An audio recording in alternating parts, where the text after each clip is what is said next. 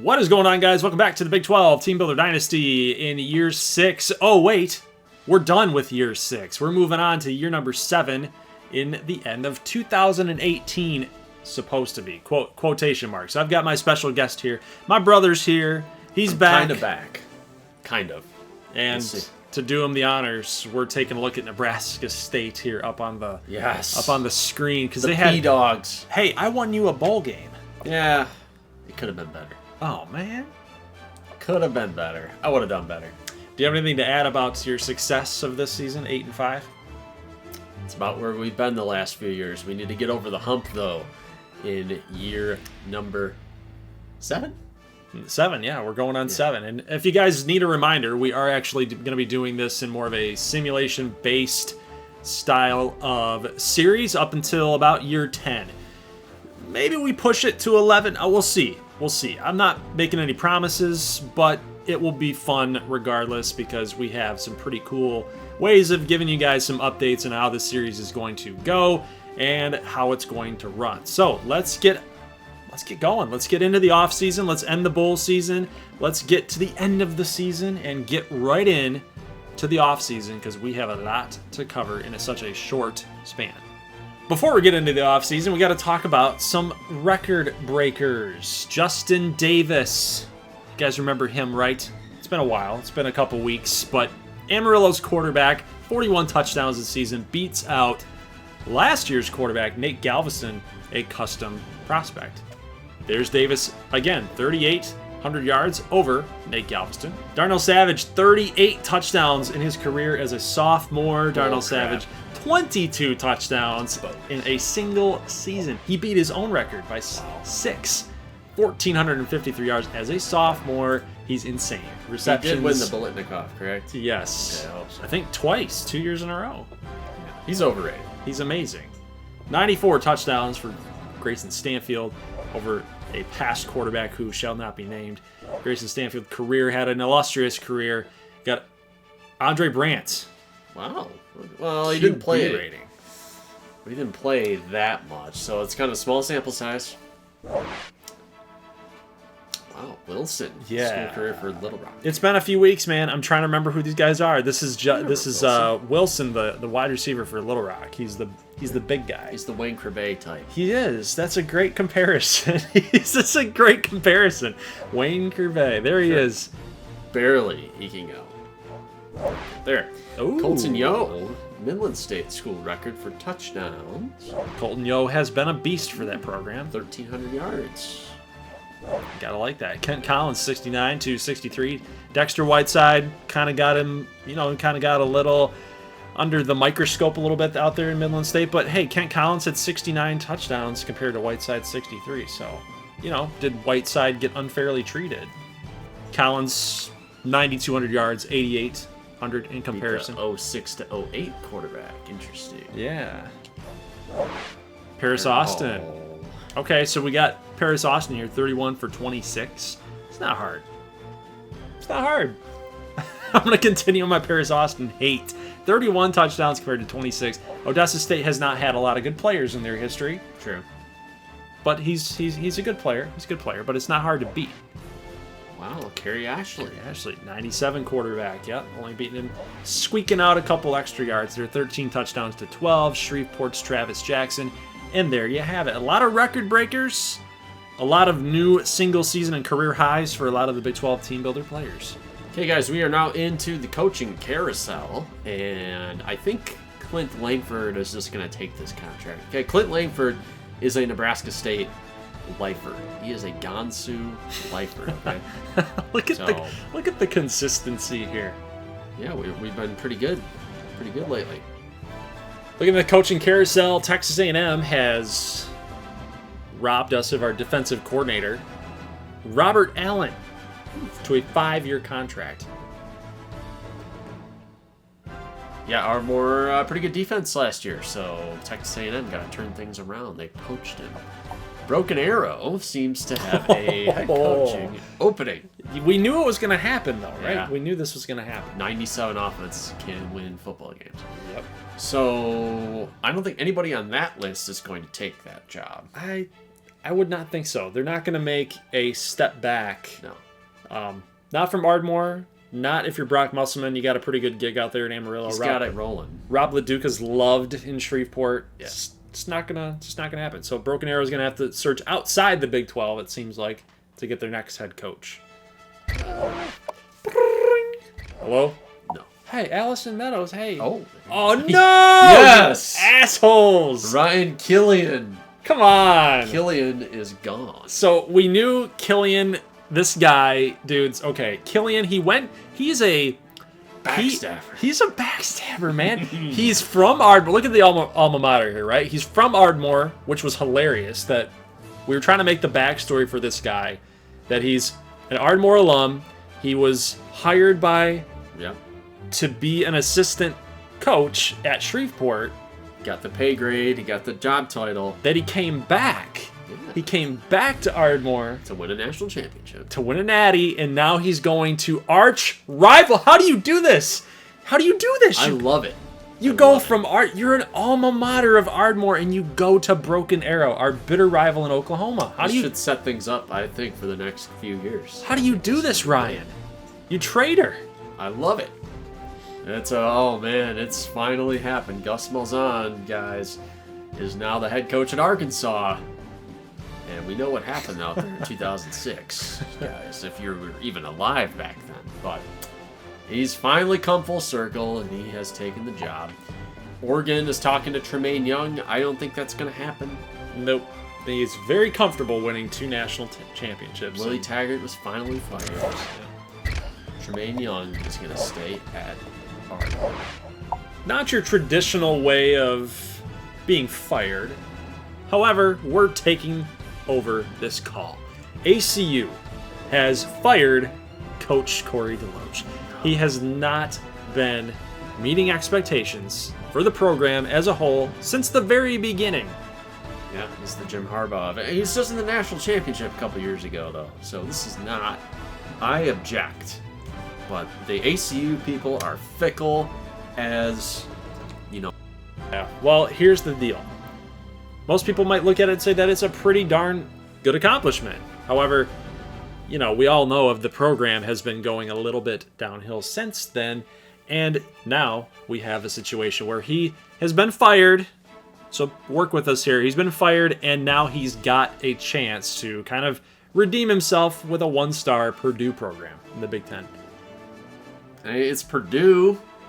I mean, that just tells you how far his star has fallen right now. The fact that he is going to take the job at Purdue. 2-10 last year, and it's now a 1-star program.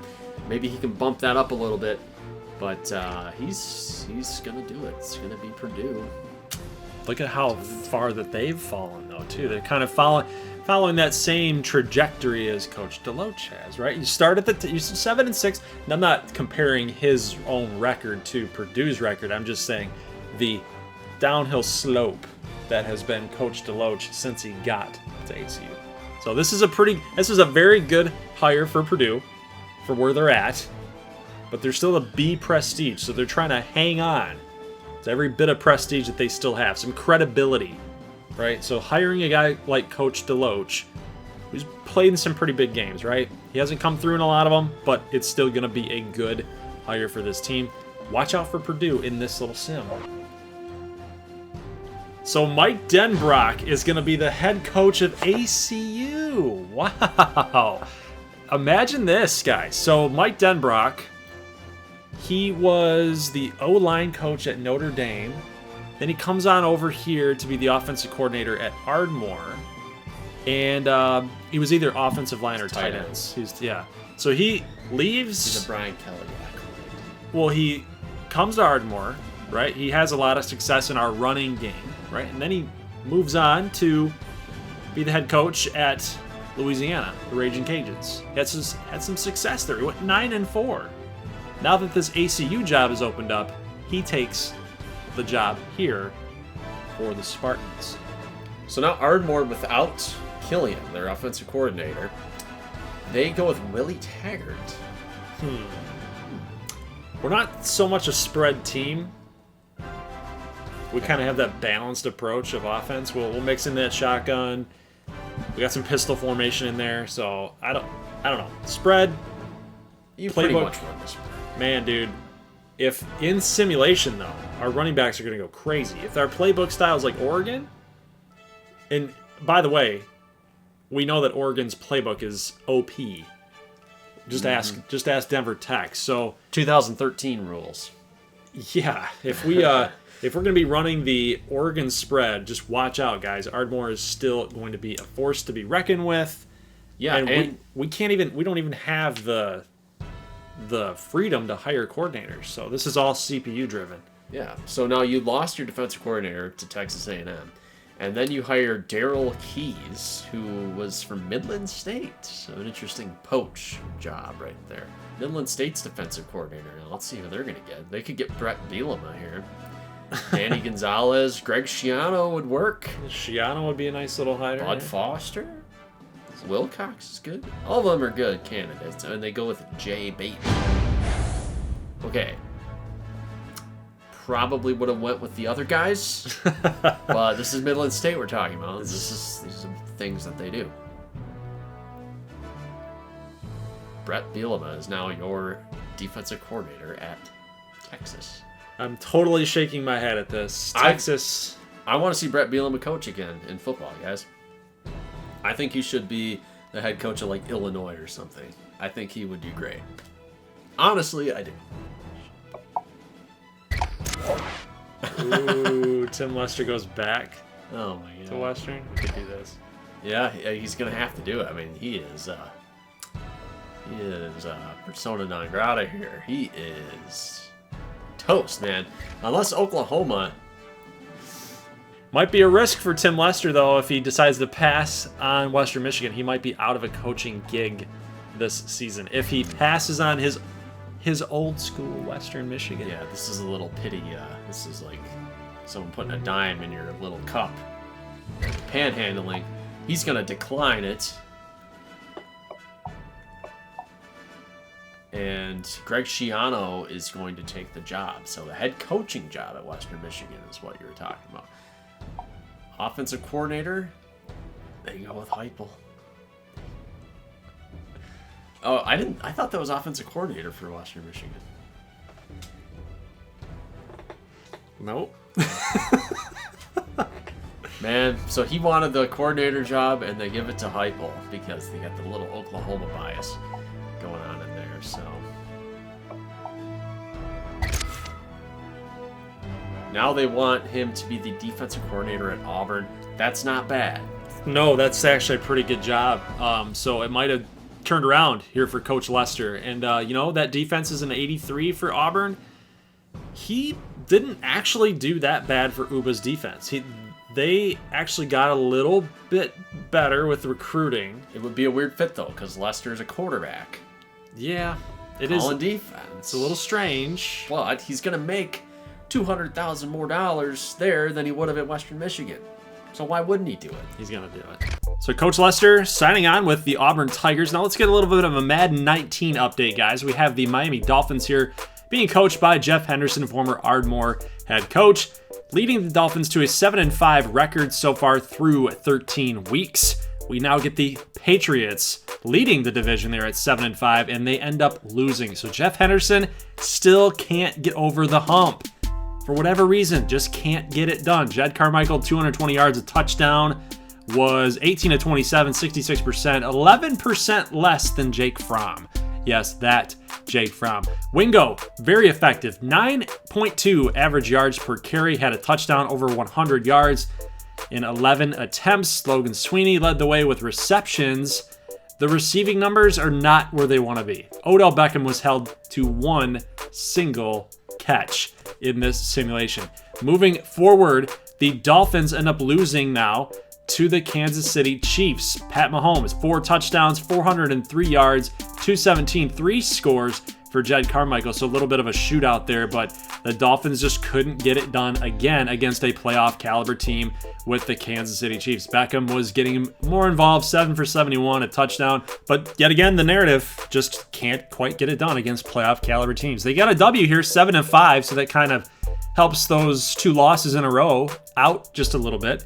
Tyrod Taylor, over 300 yards. Jed Carmichael, a touchdown and 3 picks, 109 yards.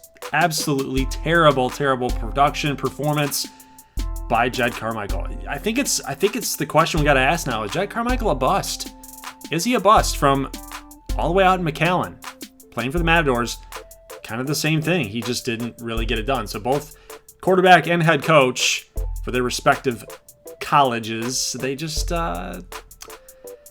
they couldn't find a way. But there's your final season standings. 9-7. The Patriots are going to win the division yet again. The Dolphins do make the playoffs. Remember, they made it to the playoffs last season, end up getting absolutely destroyed by the Kansas City Chiefs in the playoffs, guys. So just things of note. We're going to take on the Raiders, so we'll see what the simulation gods have in store for us there. But you saw the NFL MVP went to Montana Flynn, believe it or not. So the Tampa Bay Bucks quarterback, Montana Flynn. We see Rasheed Davis winning Offensive Rookie of the Year. Familiar names. We got Quan, we got Jontavius Nichols, Mike Monet. Got a lot of awesome names here. Apollo Warren is going to win Defensive Rookie of the Year coming from ACU. Tristan Prater from the Denver Tech Rush, and Florencio Woolridge from Ardmore. So here we go. We're going to be simulating 9-7 Dolphins taking on these Raiders on the road. Let's see if we can get a W here. Jeff Henderson, what do you got? That's a 31-0 loss. Absolutely brutal. No turnovers. Keep in mind, no turnovers. And the man had 5 sacks, 80 yards. 8 of 21, 38% completion percentage, and Derek Carr just ate our defense alive. Andre Wingo, 10 attempts, 29 yards. No matter what we did, we couldn't get it done. We couldn't get any positive momentum going our way, guys. Odell Beckham, again, held to 1 catch. Absolutely terrible. Terrible. That's back-to-back playoff performances that resulted in blowouts from Jeff Henderson. So I think it's safe to say that he's fired. He's gone. He's long gone. Miami's not going to be putting up with this anymore. So he is long gone from this Miami Dolphins organization. So he'll probably be looking to get back to college. We'll see what happens.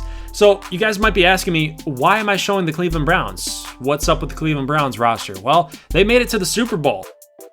And I wanted to show you guys this because we have a couple team builder players that are actually going to be playing in the Super Bowl, having a chance to win this thing. So I'm kind of rooting for the Browns here.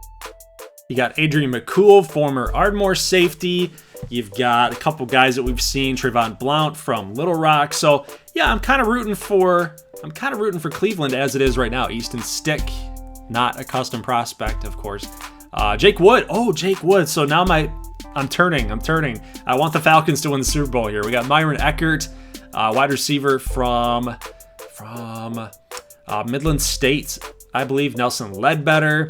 So yeah, Nolan Chung from Ardmore. We've got some Ardmore representation here going on with the Atlanta Falcons. David Giunta he's either from Midland State or he's from Nebraska State. We got Sergio Armendariz from ACU.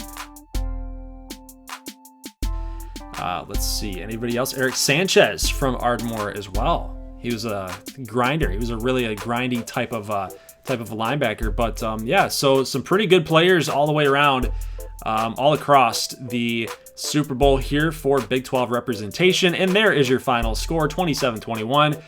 Falcons win the Super Bowl. And Jeff Henderson, you are out.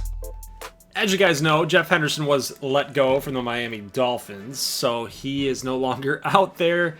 He was in some scandalous rumors in cahoots with Braxton Austin. Of course, a lot of that has been unfounded so far. The investigation is still ongoing. However, Miami's just like, we don't want to deal with that, and ACU's like, you know what? You know what Gold is doing here? This is like Lost, okay? He's just making stuff up on the fly, and he's gonna have faith that he'll wrap it up at the end. He doesn't know what's going on with this thing. That's what it is? That's exactly what it is. Or do you know, or are you just leading them on so that it's the big finale? I don't know. I don't know. All I know is that I remember Lost. The finale was very disappointing for many people. Okay, well, that's not this case. Jeff Henderson was fired, and Miami wants nothing to do with somebody like that. Well, he had that issue where he's just not a hump getter overer. Okay. Yeah, he's the Bill O'Brien of the NFL. That might be like the best comparison for Jeff Henderson. He has not. He didn't take Ardmore over the top, and he didn't take Miami over the top. He had a ton of pieces with that Miami Dolphins team that they're very talented. Yeah, Bill O'Brien at Penn State did fine. Goes to Houston, does fine, but they never win any playoff games really, so they just let him go. And now he's saying, "I'm back," and ACU has a coaching vacancy. A lot of people in the ACU circles, a lot of the podcasts, a lot of the news, the fandom out there in ACU is like, man, we get another head coach who hasn't done anything. That's what we're doing. ACU is settling for Jeff Henderson. Well, Henderson's good, okay? He had a good record at Ardmore prior to the beginning of our dynasty. And he had a good record in the NFL. He's going to do fine here, I think, for ACU. So let's... or just lose more big games. Let's do these. ACU is slipping. They are now down to a 4-star program. And they're on the same level as Air Force. So they need Jeff Henderson to figure this, and you look at the trend line. That's what I'm talking about. Do you remember, guys? Do you remember when I said that? This team with Coach Deloach has gone down every single season. Slided. So you guys see the current state of the Big 12 right now as far as head coaching. So 2 coaching changes this year. I think for the sim portion of this dynasty, we'll keep it pretty steady and consistent. Not a lot of huge changes. So this is what we're looking at here heading into years 7 through at least 9, but probably 10. You got Henderson and ACU. Musselman is flying high at Amarillo. Tremaine Young, national championship for 48-7. Yeah. 26-7 against. That's a damn good record. You got Ryan Killian, the Ardmore turncoat at UBA. Allison Meadows still chugging along here at Denver Tech, 6 years into the program. RJ Goodman promoted from within to take over after Bud Warner, who has since retired since he took the ceremonial position at Florida as defensive coordinator. Yep. Buddy Monroe, 45-32. We're looking at Buddy Monroe for the remainder of this dynasty. Can he bag the big one? Can he get the big time wins? He couldn't get it with Gunnar Rivers. 9-20 against top 25. 4-1 in bowls though, but can he get it with LaQuinton Evans as the main horse here? Yes, that would be the big time question. So we've had, like you said, a couple coaching changes, but most of these guys have not been at their school. You mentioned Buddy Monroe, but most of these guys have not been at their school since the beginning of the dynasty. Only Buddy Monroe has remained. Yeah, Leroy Jackson, former offensive coordinator for Denver Tech. Yep. Hudson Brockmeyer is from that tree. Clint Langford was promoted from offensive coordinator. Braxton Austin Sr. was obviously, he usurped the position at Odessa State. And Rob LaDuca is still Rob there. LaDuca, So yep. LaDuca and Buddy Monroe are the lone, and Allison Meadows. So we got three guys are the lone holdouts here. All right, guys, let's go ahead and talk about some players that are leaving. And first, we're going to talk about the national champions, the Ardmore Thunderwolves. So let's talk about who is going away. Carl Boyd is declaring he's going to be around 7, apparently. Bryant Washington, he's also declaring, and we're losing a lot here, guys. Now, we've tried to keep them, correct? We have tried to keep some guys around, but I'm just going to let it.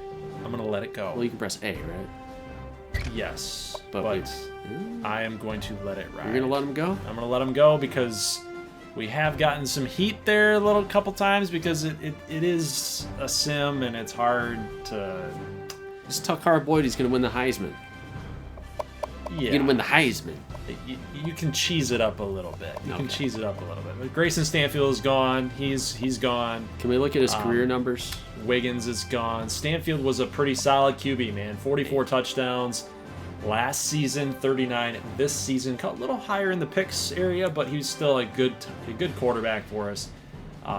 Got into some action there in 2015, his freshman season, but yeah, very good player. Xavier Wiggins ends up close to that 1,000-yard mark.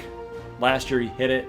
Last year was a good year for us. This year was a little bit better, but national championship, it's a little bit better. But yeah, we got a lot of talent that's leaving us. It's gonna suck for Ardmore fans going into year 7, but we've also got David Thompson in the wings.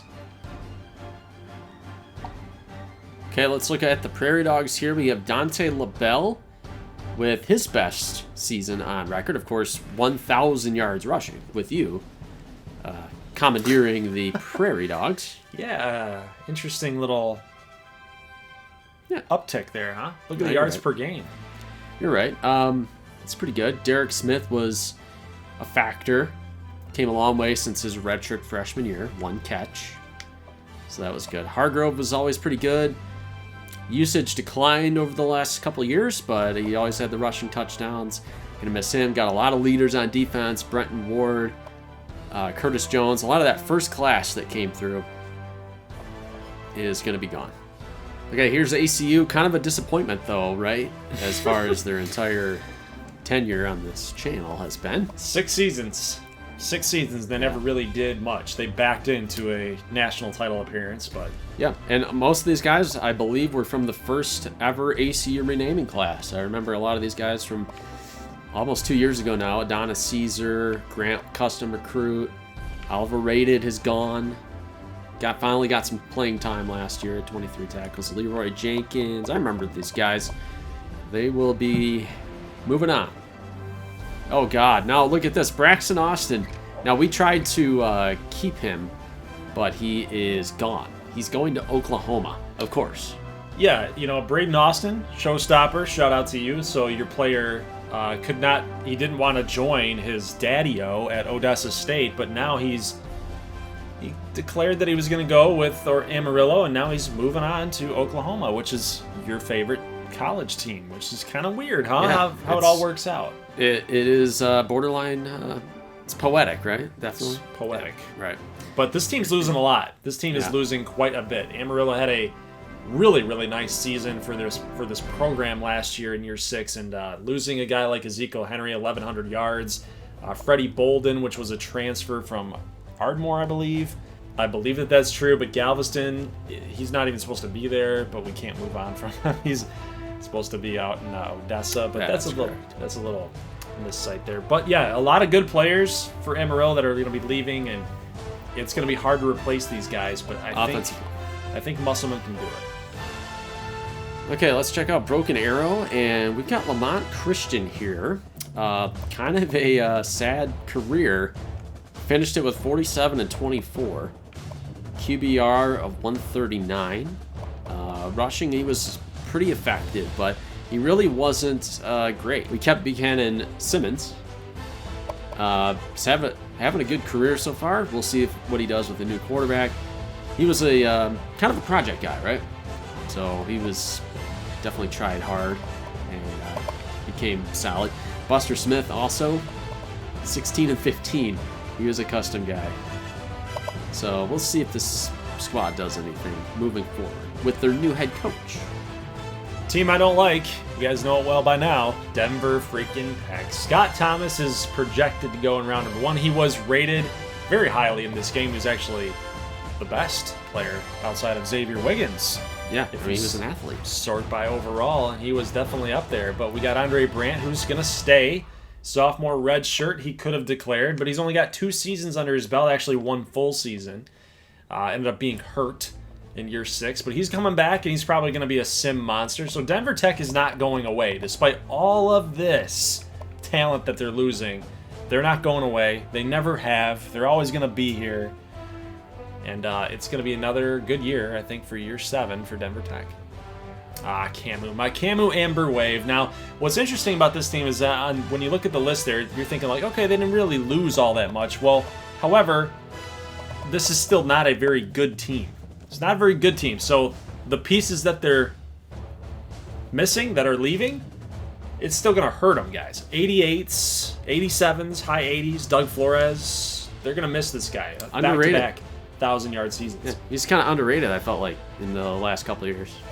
Didn't get too much attention. Jake Reyes, 1-year starter, did okay in his role. He did not win the Heisman. No. Brooks Tompkins. Now, that was a bad decision not to transfer whenever he could have. Stepped in a little bit, finally. I mean, I don't know what he's going to do after this, if he's got a future maybe on a practice squad somewhere. It's going to be a tough sell to say, I never started a game at Little Rock. Can I please try out to make your pro team? That's what's so hard about backup quarterbacks, guys that are pretty good, but they don't have the starter experience. You don't have in-game experience. You might practice well. I don't know. I like Brooks Tompkins. He should find a home somewhere and make a name for himself. But Zach Poling was a grinder type of guy. He was actually friends with Price Greer. I remember that. Zach Poling, the fullback, pretty sneaky, pretty good fullback for Little Rock. But the leadership there, they're going to miss that. Let's check out McAllen. Abraham Young is going to stay. He's having a solid career. Obviously won first. Andres Buckley leaving after 3 consecutive 1,000-yard years. He has been one of the best running backs in America. And the most underrated and not talked about enough running back in all of the land. So he is projected at round 3. You had 3 straight seasons of 1,000-yard rushing attack, and you are projected in round 3. That's just straight up disrespect. Yeah. I would think Andres Buckley is going to be a player at the next level. Okay, Kent Collins is projected to go in the first round out of Toronto, Canada. So what would you think what are the storybooks going to say about his time at Midland State? They were epic. 4,700 yards, 4,500 yards, was consistent in both seasons, 30-plus touchdowns, single-digit interceptions. He was a great player for Midland State. If anything, it brought them back. Remember we talked about in year number 1, we were talking about how Midland State's kind of like that flagship type of program that one of the Big 12 teams that schools look up to, the legitimate school, right? And for whatever reason, they just never really take it to the next level. Kent Collins, in his 2 seasons, got them back to relevance, which is it's a pretty accomplishing thing. Okay, Paris Austin. It's always a laugh. I always get a good laugh when I talk about Odessa State. So, I mean, look at Paris Austin. Yeah, he had double digits and touchdowns, but the production, though, 842 yards, whether that was dealing with his injuries, whether that was dealing with him sitting out, I don't know. That played a factor. What's it going to be like for him with his daddy-o's extracurricular activities? Allegedly. Yeah. Allegedly. I think that thing is like Lost. I think you're making it up as you go along. Oh, I'm definitely not. It's coming to a full head of steam. I don't think our viewers even know what Lost was. They're probably born when it happened. They probably don't even know, yeah. But we'll see if you can put a bow tie on it and come up with something good, because I'm sure you haven't yet. Kerry Ashley out of Boonville, Mississippi. This is a story that I loved how it ended. Yeah. Shreveport, when we talk about Odessa, we just saw Odessa. And I know you like to move through these things pretty quickly, but I just want to mention this because this is a tale of 2 programs. Odessa went for the flash. They went for the build it quick, build it fast, and maybe we can get to the top. Shreveport started at pretty much the same spot, but they built it for the long game. And it panned out. It panned out, man. They went to a Sugar Bowl. They got a Sugar Bowl win. Should have gone to the national title game, I think. Jeez. They believed in Kerry Ashley. He's now projected in a number 1 pick. He was a transfer from Oregon, for God's sakes. And he had a lot of on-the-field issues with some of his teammates, which he resolved. You got Matt Bradica. That was a game-changing, culture-changing recruit. Yeah. And I will say, this was a very popular team for the subscribers. You see Camden Tucker, Travis Jackson was a custom guy as well. Eric Merrick. Not a custom, but still Canatella did the big thing, and he changed positions. So he was a pretty effective wide receiver, too. I mean, you see his passing numbers the first couple of years.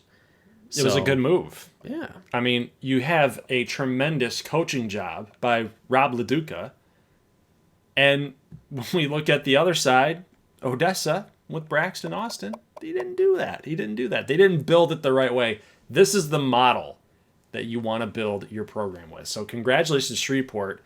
From year 1 to year 6, you built it the right way. You found really high-profile success. Dun, dun, dun, dun. Recruiting. We've finalized it. Signing day has passed. Guys, Derek Paul Jackson, I don't even remember the last time we did a recruiting update. Was he on the board to be talked about? He is a custom prospect signing with ACU. We've got a couple other good prospects for ACU. They lost out on some guys, and I think that was bound to happen with the coaching change now that Coach DeLoach is gone. Lost a lot of guys that they were trying to get, guys that they were in the lead for. I wonder if they just ran out of room, but we do have one surprise coming up here. All right, let's check out Amarillo. They did get one of the top running backs in the country, custom prospect Raheem Stewart. Heck yeah, baby. So that was a big one. Got Whitaker to help out the offensive line. I was hoping that you get some more offensive line help in this class. They're going to have to hope that the backups step in there right away. Man, they're hitting the Northeast, man. Got Vermont. I saw Maine. What's going on here at Amarillo? I won't lie to you guys. We just did not have a very good class this season. I don't know if that's because playing time was going to be an issue, but we did lose out on Hank Falamona. Traquan Porter was actually not on ACU's list, but he does commit to ACU, and we've checked everywhere from top classes to all prospects lists. He recruited to ACU, so we're saving this here, and we're going to figure out if the game's glitched out. We're going to make sure that Traquan Porter is on ACU's roster. Well, I'm confused because Nebraska State was in the lead, okay, and we had nobody. Our class is full, basically, so we put like 12,000 points on Traquan Porter, and we're not even in the top 5. I don't know what that is. Dude, this game screwed the Prairie Dogs. Pretty much. He would have been amazing for you guys, for I sure. don't even think he was on ACU's board. That's why I'm confused. I don't know, but Ardmore time.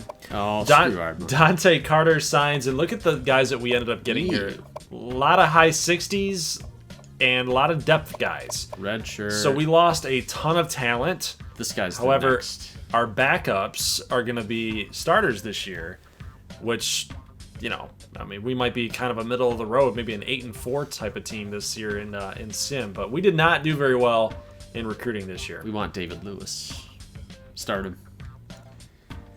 Okay, let's check out what happened here. I think we talked about Genswider ended up going to Michigan. The only 2 teams in the mix were Shreveport and I think Gansu was close. Broken Arrow as well, but we were locked out, so he couldn't go after him.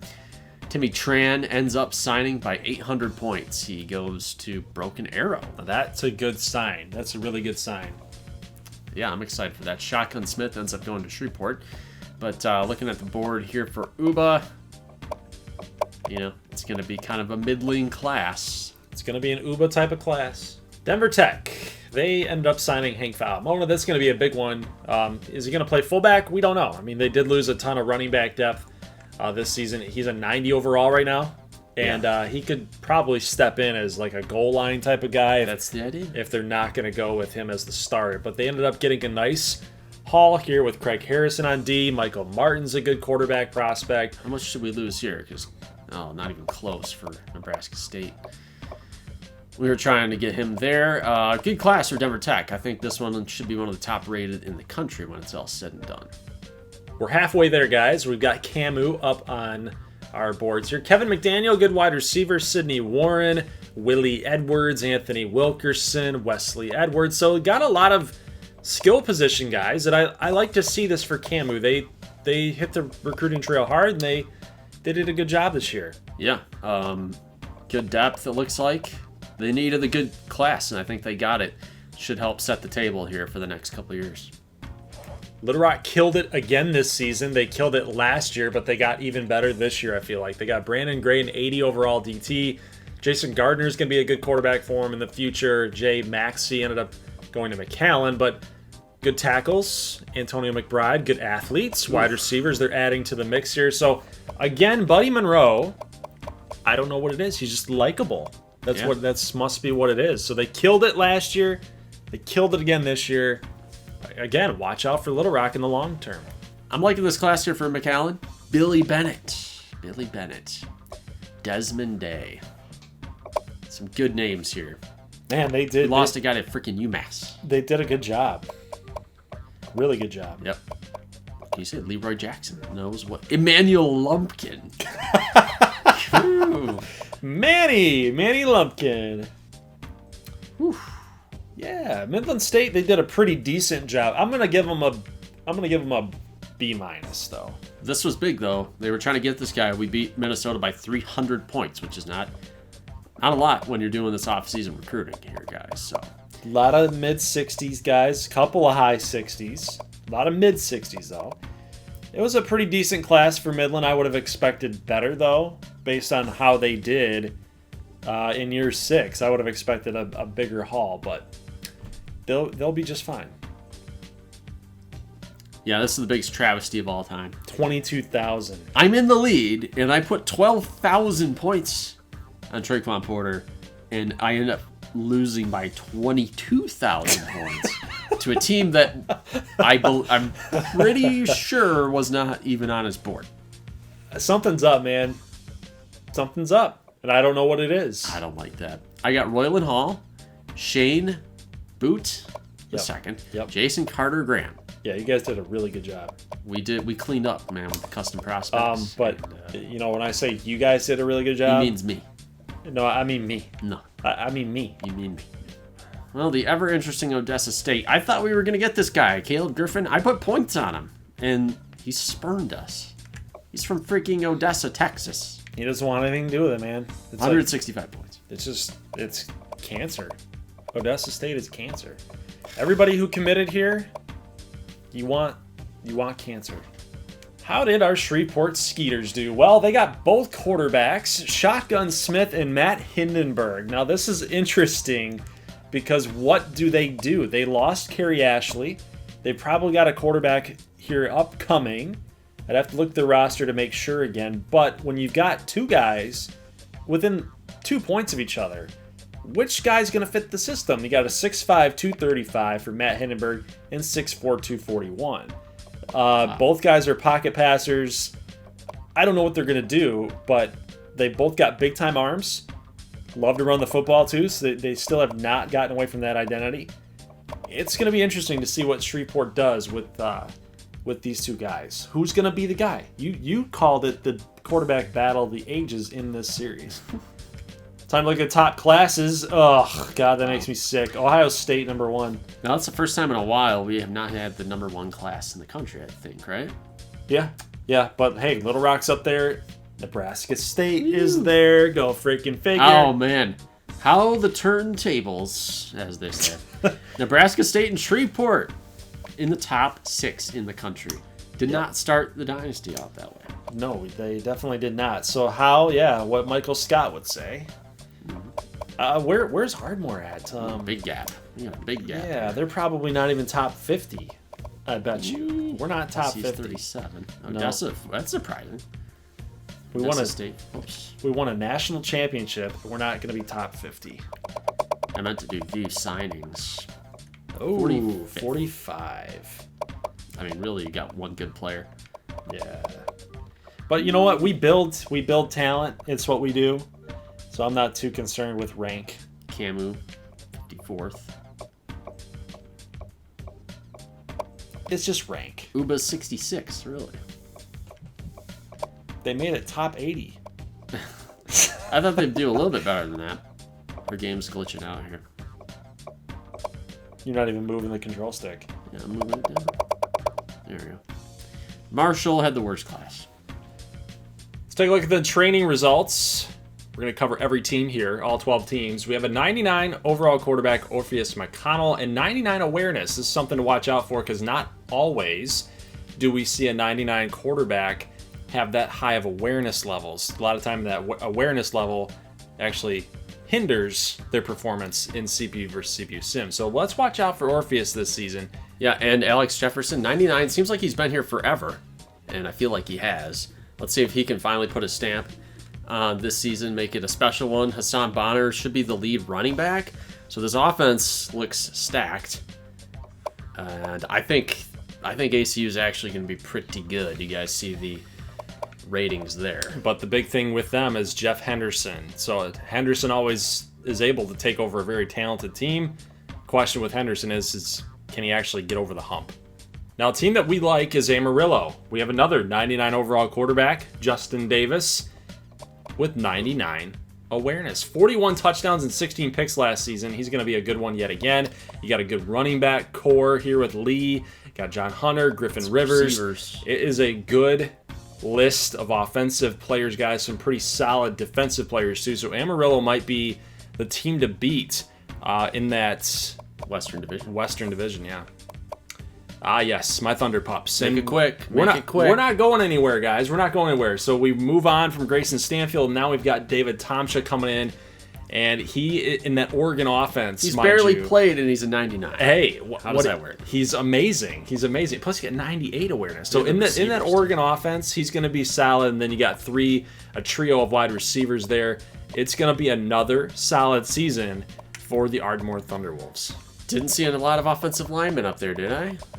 Yeah, okay. You got Good Love back in your center. Okay, we'll see what happens. Now, Broken Arrow, they got the Ardmore guy. Killian's the coach. I don't know if that's going to fix their offensive issues. Buchanan Simmons is back. That's huge.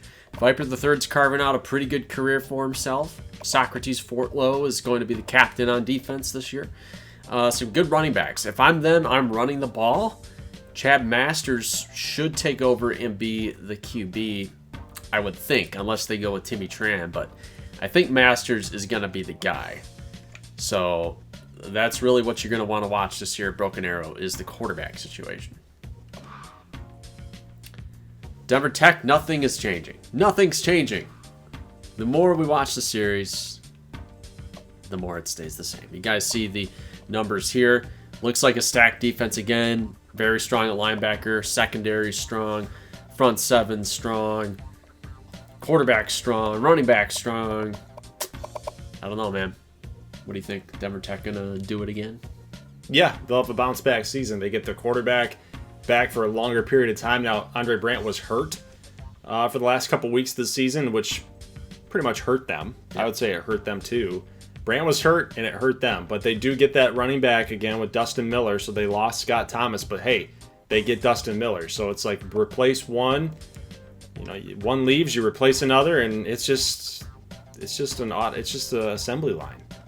Here's a team, you don't really dig them heading into this year, and by the looks of it, they don't look to be one of the better teams in the conference. No, Camu has fallen off the face of the map in this series, and it's pretty unfortunate. And, this is like the tale of a couple programs, right? We see this even in real life. So that Big 12 championship appearance that they gave to Midland State really set this program back. Mm-hmm. Camu should have been there, and it just set them on a trail and on a route that was just pure. It was just negative the whole way through. They got a quarterback, Brandon Ray, who's got my favorite number there, 9, but an 81 is not going to cut it. You got Dyson Cherry here. I vote start Cherry. I would say so too, with that 85 speed and that type of option type of offense. But there's some good running backs there. Bellamy, Cobb, Watson. They still have that 3-headed monster. So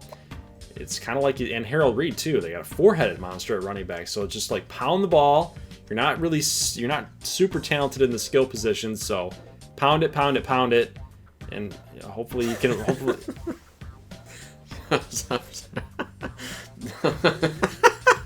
No, I was gonna make a joke.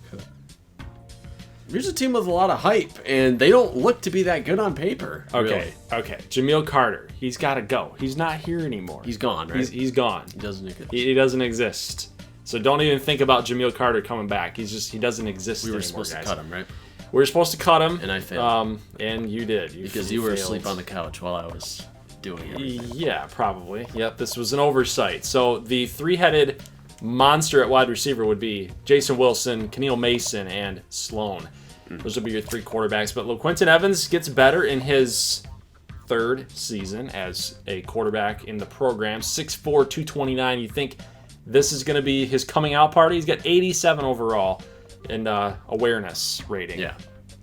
I don't think they're that good on paper. I think they're set up for a huge disappointment. They might be. They might have a little bit of a down slope, a little bit of a regression, I would say. This is a team that actually could surprise a lot of people. Now, I feel like we've said that a lot with McAllen. This is the seventh time we've ever said that. I think this year's different. I'm going to say that this year is different. Billy Adams, in his third season, yes, he's a senior. He's a redshirt senior. But again, that 99 awareness, 99 overall, things could change for a quarterback in this season. Yeah. Good receivers, too. I think the passing game is going to be really good. Midland State. We have Claude Gray now at quarterback. And after 2 seasons of spending his time at wide receiver, we knew that he was an athlete, so he can play quarterback. This is going to be extremely helpful for this offense, not only because Claude Gray behind the scenes was learning the quarterback position behind Kent Collins, but he was also playing wide receiver, so he knows the timing routes. He knows the offense, which is like really good. Plus, they get Colton Yo back. He's a senior. He might have 3 straight seasons over 1,000 yards. Where does the time go? That's wild. I'm looking at cornerback. You guys remember that huge cornerback class that they had? Hall, senior, Pierre, senior, Flowers, redshirt, Kelly, redshirt, junior. It's going to be a tough secondary to beat with Everett and Sean Andrews. So I think Midland, maybe outside of Denver Tech, might have the top secondary in the entire conference, and that'll help. Gonsu time, and I'm going to have to let go of the reins here yet again. And you're gonna have the computer take over and see what happens with this team. I mean, they're decent. I think they belong with the rest of the Big 12 at this point, as far as our recruiting has gone. Right? Would you say?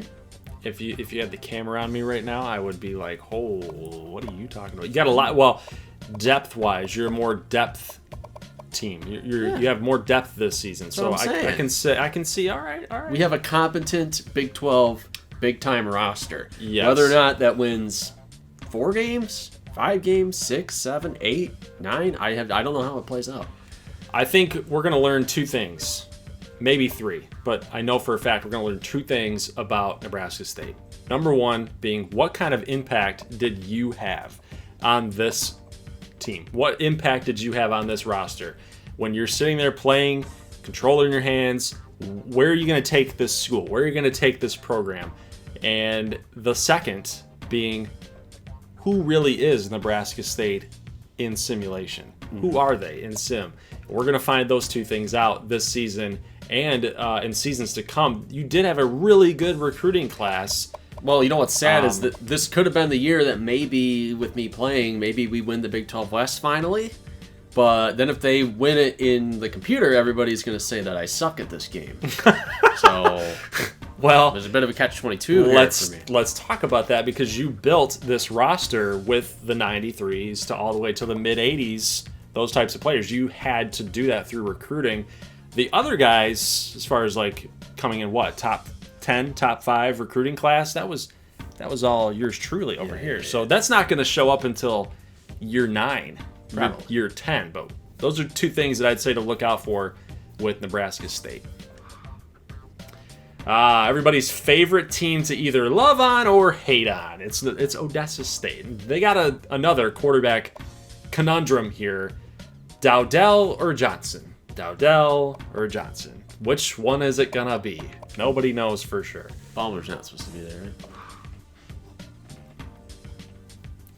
And Jay Ballmer is not supposed to be there. This is another attempt by us to move and transfer a player. Nobody ever told me anything. Well, come on, he's right there. He's at 93. I just did the position changes. Good and the Lord.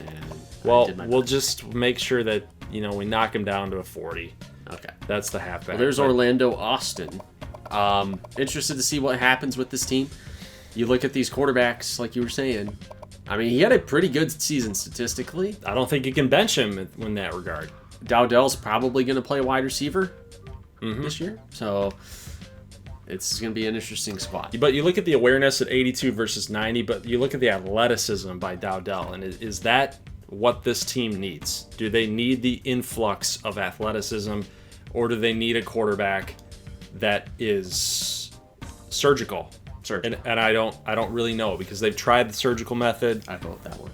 Yeah, they've tried it. It hasn't worked, and now they're without Paris Austin, their number one receiver. So a lot of question marks. Let's take a look at Shreveport here, and now this is a team that has taken I don't want to say a nosedive, but based on where they were at last season as Sugar Bowl champions, I'd probably classify this as a regression season. They're not going to get back there, I don't think. They're a very deep team. Bud Light's still there. He is. So what is that? That means he was a season 2 recruit, I think. Yes. So redshirt senior. Wow. Yeah, but they're very deep. I mean, we're already to the middle of the team here. They're still not even out of the 80s yet. So I mean, Shreveport, if you look at it objectively, they have been in the upper crust of the Big 12 in recruiting, right? I'd say the last 3 or 4 years. Yes, I'd give you that. So I think it's panning out. I don't think this is going to be their year. I think it maybe next year. I would agree with that. When we even looked at this list here, where's the quarterback? Yeah, that might be an issue. But see what I'm saying? So Cash versus the 2 new guys. And Cash is going to be pretty solid, man. 88 speed, too. So he's going to be... They list him as a pocket passer, which is good to note with the throw power, with the throw accuracy. So he's more of that pocket passer mold from Odessa, Texas, mind you. But, hey, with that 88 speed, he's going to bring an extra element to that quarterback position that they probably haven't had in quite a while. But we'll see how Shreveport does. I'm not expecting a Sugar Bowl type of performance again this season, but that's why we play the game. We'll find out. All right, look at that. 99s across the board. Number 1, 6-star team. I mean, this is just an impeccable job. Are you recording? What? I just clicked it right after you started talking. Oh, no. No. But I can use that line, I guess. Yeah, sure, definitely. Look at the impeccable job. The impeccable job by yours truly. Number 1, 6-star prestige, 99s across the board. What do you want from me? What else do you want from me? We're number 1 in coaches, number 1 in media. I was looking at the overall record, 68-14. Yeah, you've had a good run of it. Shreveport at 46-31. I'm just saying. They're a B+. I mean, Some Shreveport. respect on Ardmore's name, you Shreveport fools. is going to collapse this year. I mean, you're looking preseason number 3. Yeah. There is no way. They're probably going to win 6 or 7 games. Right? I'll say 7. I'll say 7, and we'll get into our predictions a little bit later. But yeah, I'll say 7. 42. I'm just doing this to kind of reset the table, to kind of remind guys where these teams are at. Amarillo at 42-34 overall. Interesting. Number 5 with the A+ offense. Denver Tech has got you beat by 1 game in the overall standings. How about that?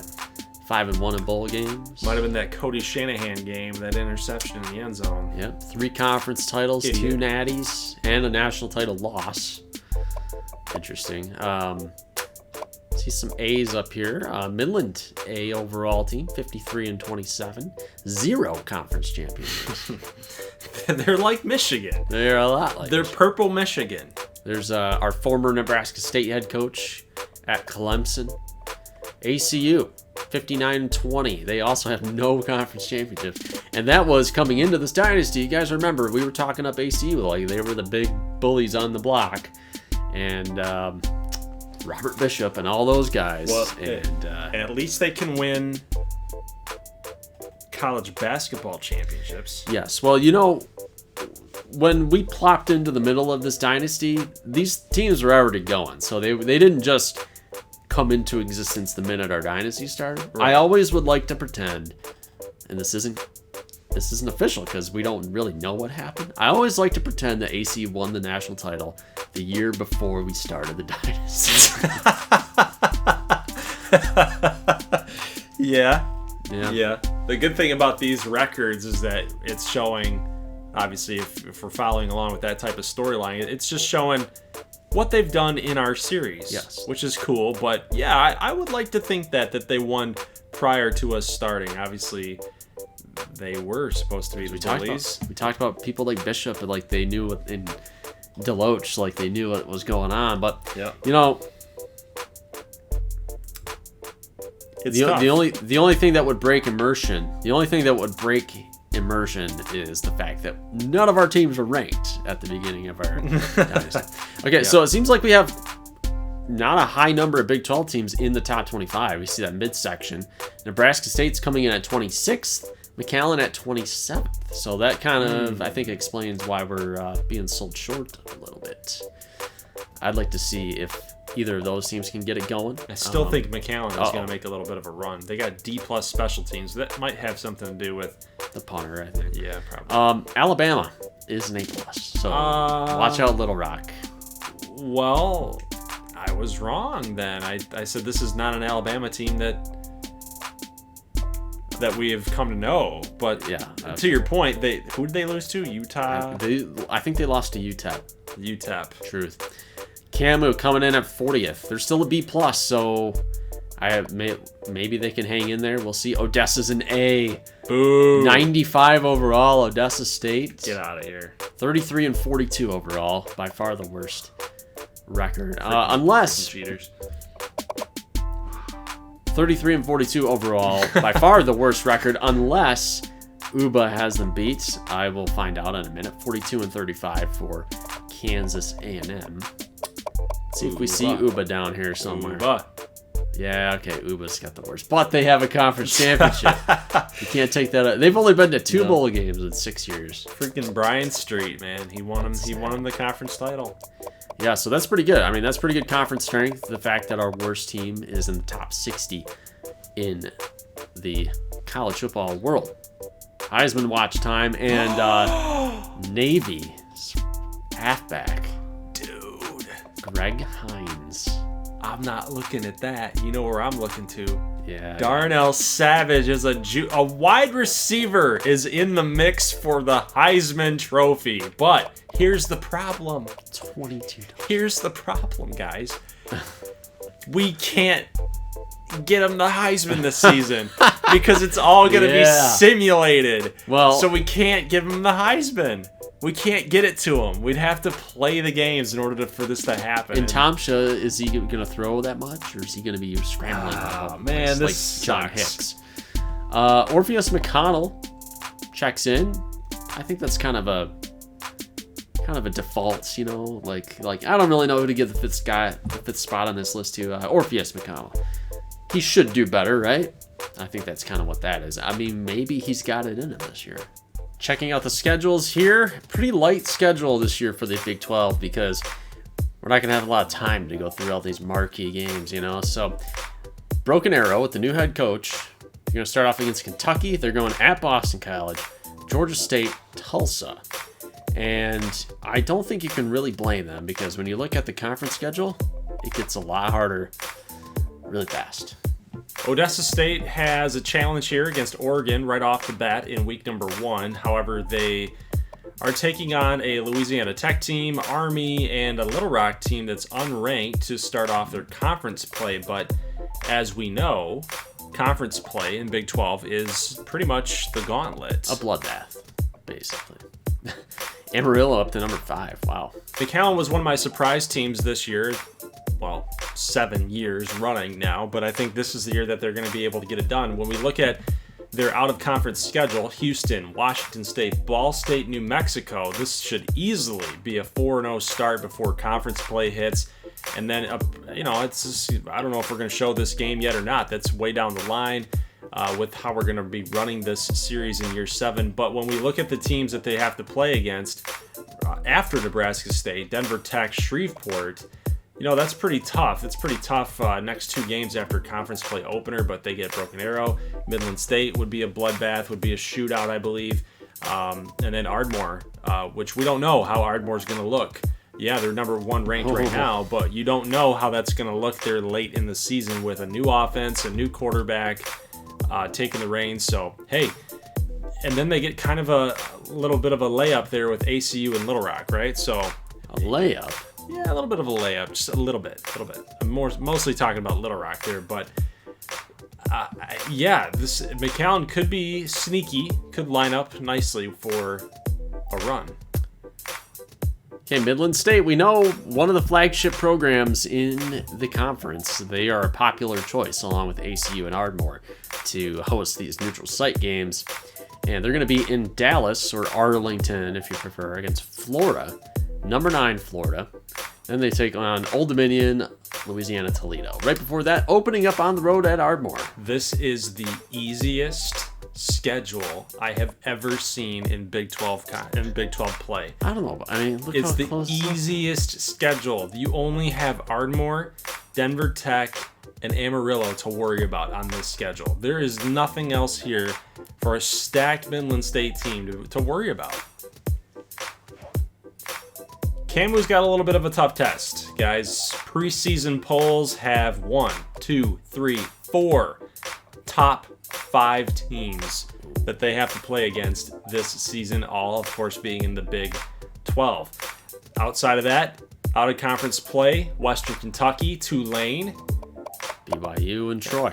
So that's not an easy out of conference when you talk about Camu's roster, their depth, and their talent. So that's not an easy out of conference. They have to avoid getting upset. Yes. That's the main thing. But I'm also, like you mentioned, the draw from the East. You get ACU, Ardmore, and Shreveport.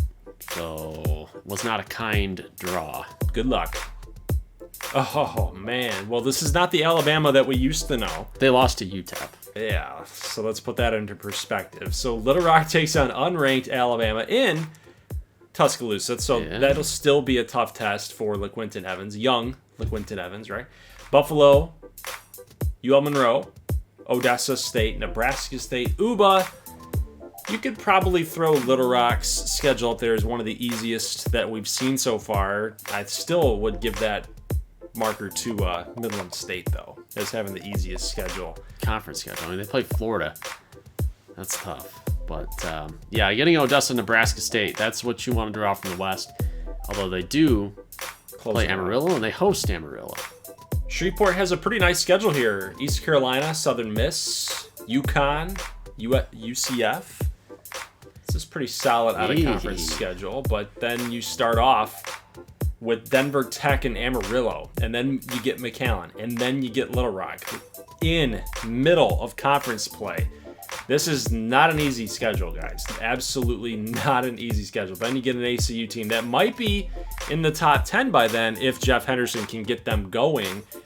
Then after that, you got to take on number 1 Ardmore. But again, you don't know how Ardmore is going to look. If I can get my words out, you don't know how Ardmore is going to look here. Then finally, it eases up with Camu and Broken Arrow towards the end. But by then, at that point, Shreveport may be out of the entire running. Okay. I relinquish everything I've said bad about Midland State. This is perhaps the easiest schedule in the Big 12. You don't like the schedules I make? Dude, you normally, with your college football mind, I know how you work, have made some pretty awesome schedules in this series. And this year 7, it's been pretty weak, man. It's been pretty weak. We're kind of giving these guys layups just so that Big 12 could start off hot. And this is the easiest schedule I've ever seen in my life. You get Missouri, Arkansas State, New Mexico, South Alabama for the number 5 team in the country. It's not like it's unrealistic. Like, this is what would happen here. Yeah. But Amarillo's, let's give them somebody. They got a easy draw here, and right now it's looking like challenge. I'd probably say this is the easiest schedule outside of Midland State. They can play Indiana. How about that? Does that make it a little bit better? No, that's easier too. Than South Alabama? That's a little harder. Right, it's a little more difficult. But yeah, you get Uba to open up conference play. Shreveport's pretty much your only test. Oh, man. Odessa, Camu, Little Rock, Denver Tech late. That's a tall task to ask him to go into Denver Tech 9-0, but It's on the table. Okay, Denver Tech will open up the year against number 25 Washington. You see those matchups a lot where you see a team in the low 20s and they got to go play a top-ranked team. They got to start the year and they fail expectations all the time. Denver Tech's going to win that game. I can guarantee it. They're going to host Vanderbilt, at Boise State, and Navy. Then they go at Shreveport. I'm interested to see that game. The last time these two teams played, Denver Tech annihilated Shreveport. I think it was 55-3, 55-0. It was one of the biggest blowouts that we have ever seen. Times were different then, though. Yeah, you're correct. So Shreveport changed things up. They play ECU this year. That'll be fun. No Ardmore on the regular season schedule. And as usual, they're going to end the year at Nebraska State. Jeff Henderson gets it off a little easy this year. A little bit easy. Arkansas, Kansas State, Army. So we've got two Big 12 teams playing Army this season. Northern Illinois, Camu, Odessa, bye week prep for Denver Tech. Then you kind of have another running team, another running first team in Shreveport. And then you finally, in the last week of the season, get Ardmore ACU. So that's pretty funny that, hey, ACU, we've talked about it. They have the talent this season. Maybe Jeff Henderson learned a few things at the NFL level. He's actually an NFL guy, so he did that Pete Carroll route. So he was an NFL guy, went to college, had a little bit of success, right? Pete Carroll had a little bit of success, right? National champions. But hey, he didn't do that at Ardmore, but he was pretty good. Went back, NFL. Now he's back here in NCAA level and trying to get ACU over the hump. The roster's good. The roster's there. So who knows? ACU could be playing for something by the time they get to this Ardmore game. Jeff Henderson, maybe does he get his revenge? We'll have to see. Nebraska State this year is going to open up week number 1 on the road against number 10 Nebraska. What could have been, man? What could have been? There's a reason why Nebraska's number 10. Yeah, Middle Tennessee, Eastern Michigan, and then Kansas. So I like the schedule. This is very Nebraska State type of schedule. Graham Keith. Yeah, we know. At Ardmore, the Brothers Bowl, week number 9. Oh, 9. Week 9. Are we playing that game? I would like to. I think we should.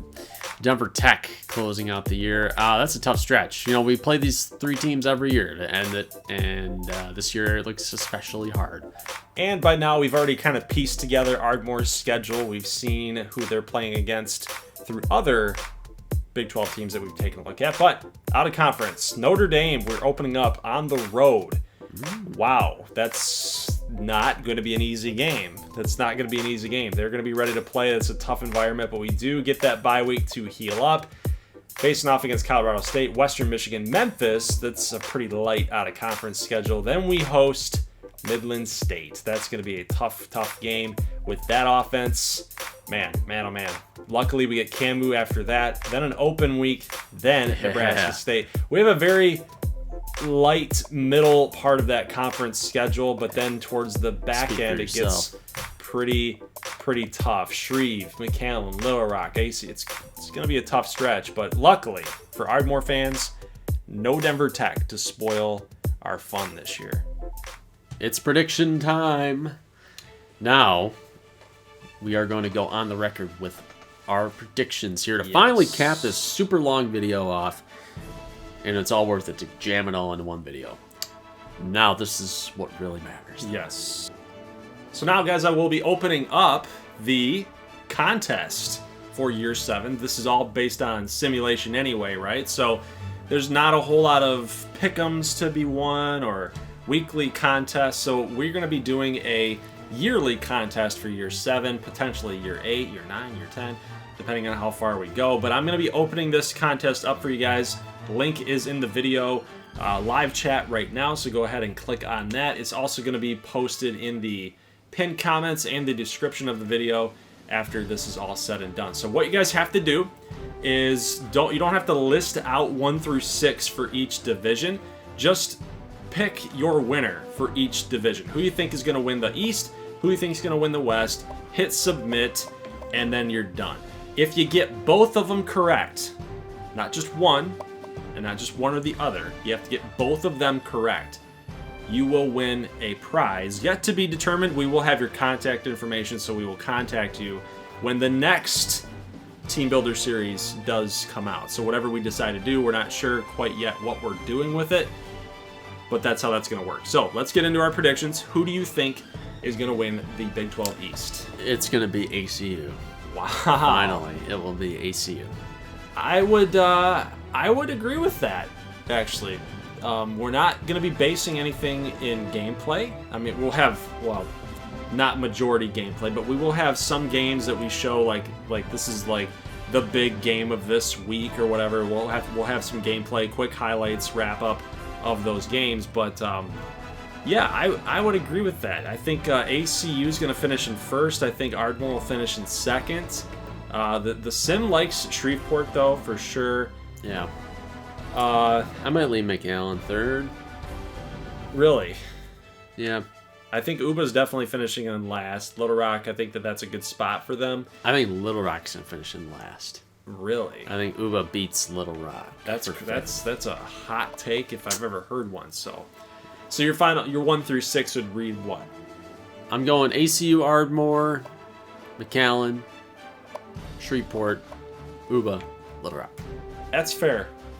That's fair. I would just swap out. I'd have everything the same, but I would swap Little Rock and Broken Arrow. All right, let's check out the Big 12 West. And, you know, I'm looking at the betting markets here, and Amarillo and Denver Tech are in a dead heat for the favorite in the Western Division this year. I would lean personally towards Denver Tech, but I really do feel like this is Amarillo's season. I think they got the quarterback to get it done. I think Midland will put up a fight, but I think it's going to be between Denver Tech and Amarillo doesn't. This might be the first time in our dynasty where the Western Division is actually better than the Eastern Division. I doubt that.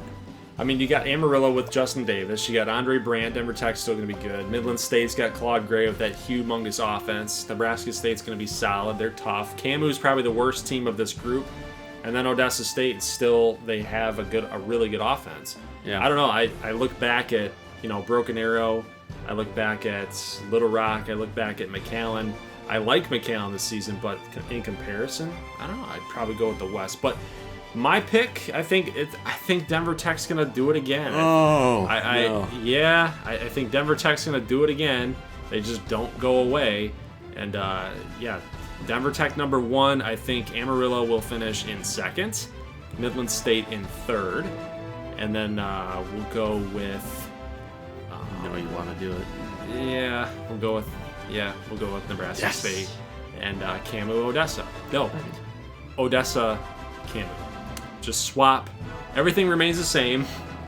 Swap Amarillo and Denver Tech, and then swap Camu and Odessa State. So that's the order I think is going to finish 1 through 6 in the West. So your Big 12 championship game will be ACU and Denver Tech. Wow. Go freaking figure. Way to hype up this season for everybody that wants to see something new. Well, what did you pick? You picked Amarillo. ACU and Amarillo. ACU Amarillo, okay. Yeah. So, guys, that is going to be it for the off-season of year number 6 as we enter into year number 7. So, again, how we're going to work this is it's not going to be a weekly contest. The only contest that's going to be run is, again, pick your winners of each division. You got to get them both right at the end of the year to win a next series prize. So, if you want to explain how we're going to be running the gameplay or running the entire series as a sim-based series, the floor is yours. We are going to cover the entire Year 7 season in 4 episodes. So these are going to be 4 long episodes. We're probably looking about 50 minutes, okay? So the first episode, we are going to cover the entire non-conference season. So you guys saw the schedules. We're going to show 12 games, and they're going to be short and fast, okay? Because you got to do 12 games in 50 minutes. So that's how we are going to do it. And then after every video, we'll take account of where things stand so you guys know what to expect in the following video. And obviously, once we get to the conference slate, things will kind of slow down a little bit, and we'll have more time to show the teams as we'll have 3 episodes basically to cover the rest of the season. Yeah, so we'll just be picking games that are kind of important to the series, such as this one, Nebraska State, Nebraska, and we'll take a look and see how these teams are going to do against each other. We'll have some gameplay, we'll have some highlights, and then we'll go from there. Florida, Midland State would be another game that we would probably show. Yeah. And then going to week 2, you got Little Rock and Alabama, right? That's a big game. That's pretty. I think that would be the only game that we would show there for week 2, by the looks of it. But yeah, just giving you a little preview of what the out-of-conference schedule looks like. So again, we'll do our best to try to pick the games out that make the most sense, that you guys would want to watch and have an interest in seeing. But I think we've done a good job of that in the past. I know that we'll definitely keep you guys updated in the loop about what games you're going to watch. And just like the thumbnails always say, thumbnails always show you what games you're going to get in that video. So we're going to have a lot of ground to cover in that first video, and like I said, we're going to have 12 games, and they're going to be kind of like watching ESPN. And then after the week is over, we show all the results, talk about it briefly, and then we get on to the next thing. So guys, this is like our Big 12 Dynasty season, but it's going in warp speed, practically. So yeah, we're going to cover weeks 1 through 5 in the first video. Yeah, it's going to be, warp speed is a very good explanation of that. So that's going to do it for today's video for Big 12 Team Builder Dynasty. Thank you guys for hanging in there. I know it's been about maybe 3 weeks to a month since the last time we had an update on this. A lot of things are going on. We had XBA draft, we had XBA offseason, and trying to finalize a lot of that. And that takes a lot out of us, for sure. But this is kind of near and dear to our hearts, man. Big 12 Team Builder, NCAA 14 Team Builder. It's the go-to. It's the go-to. And I don't have any fear in saying that whatsoever. So guys, leave a like if you like this thing. And what do you think about the series format going forward? Who do you think is going to win the whole dang thing? I would love to know your guys' thoughts. Pick Ardmore, dang it. We need all of the help that we can get. You have nothing to say to that? No? He's shaking his head no. Fine.